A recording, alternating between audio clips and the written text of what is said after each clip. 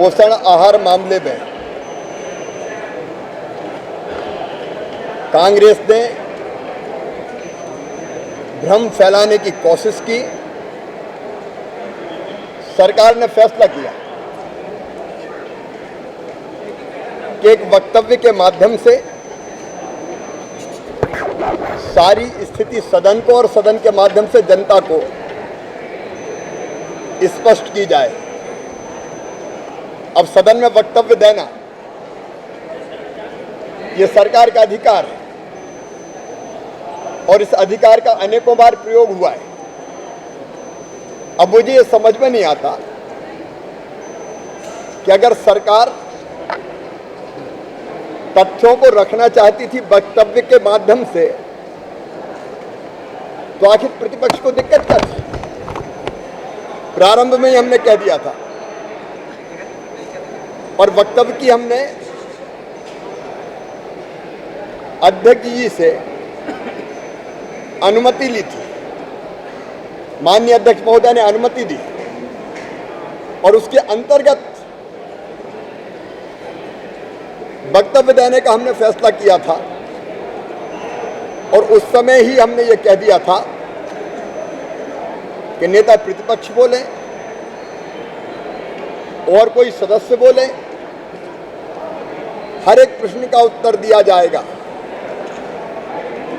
लेकिन कांग्रेस को चर्चा से भागना था,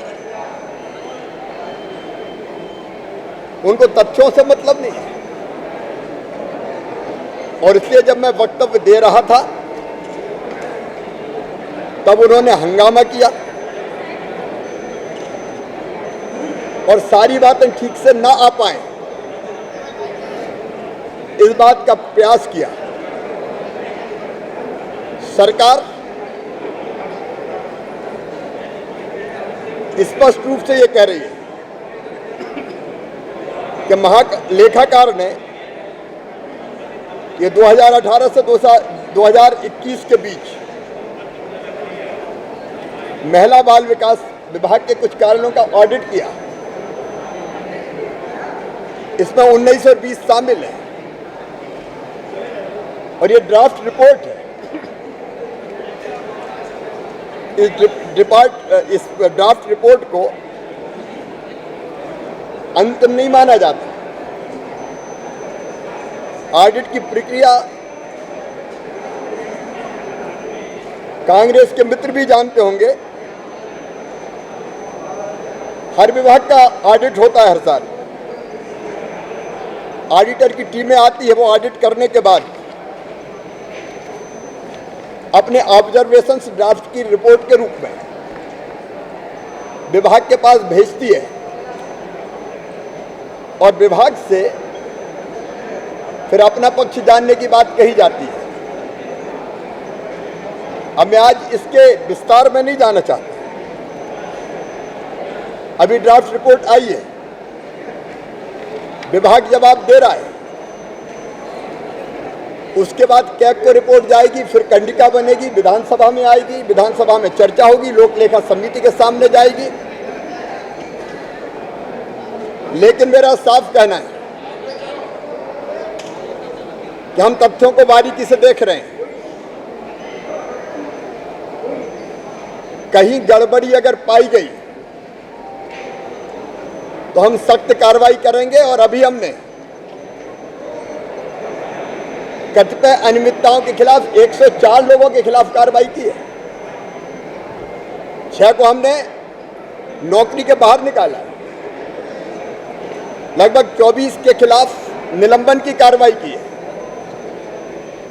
कई के खिलाफ विभागीय जांच चल रही है। भारतीय जनता पार्टी की सरकार अगर कहीं अनियमितता है तो उसको छोड़ेगी नहीं किसी भी कीमत पर। लेकिन कांग्रेस ने क्या किया? इस रिपोर्ट में अगर इस रिपोर्ट की वो बात करते हैं तो टेक होम राशन के परिवहन में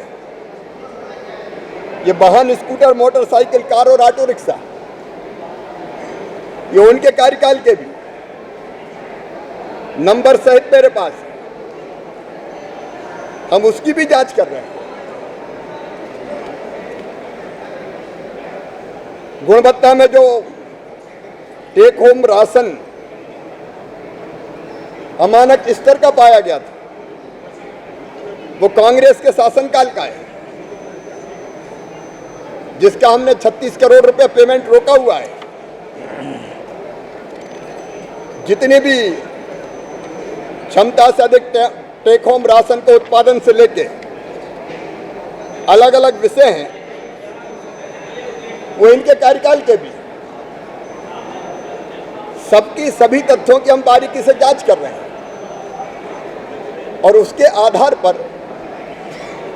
अंतिम कार्रवाई होगी।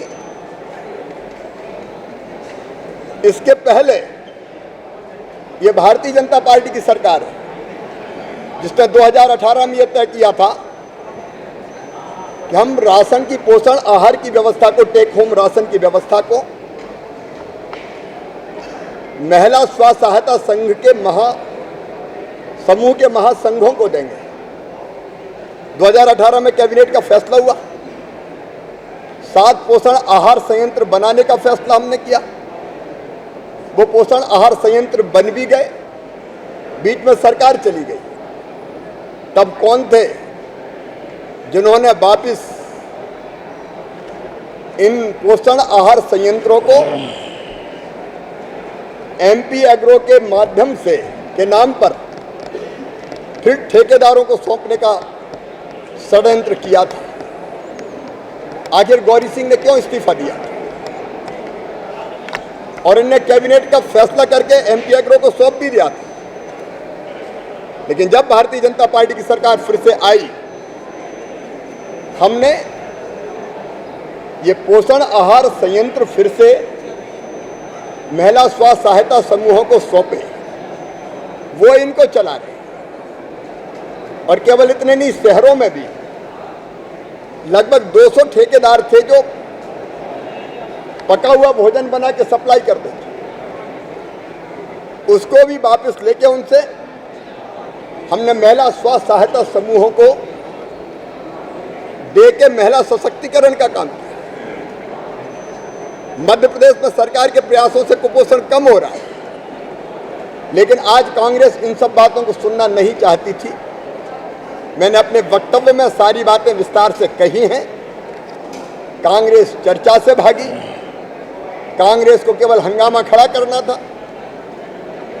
वक्तव्य में जो बातें आती वो सुनना नहीं चाहते थे और इसलिए हमारे ये कहने के बावजूद कि वक्तव्य के बाद हम नेता प्रतिपक्ष को सुनेंगे, कोई अन्य सदस्य बोलना चाहे तो वो भी बोले, लेकिन उनने केवल हंगामा किया।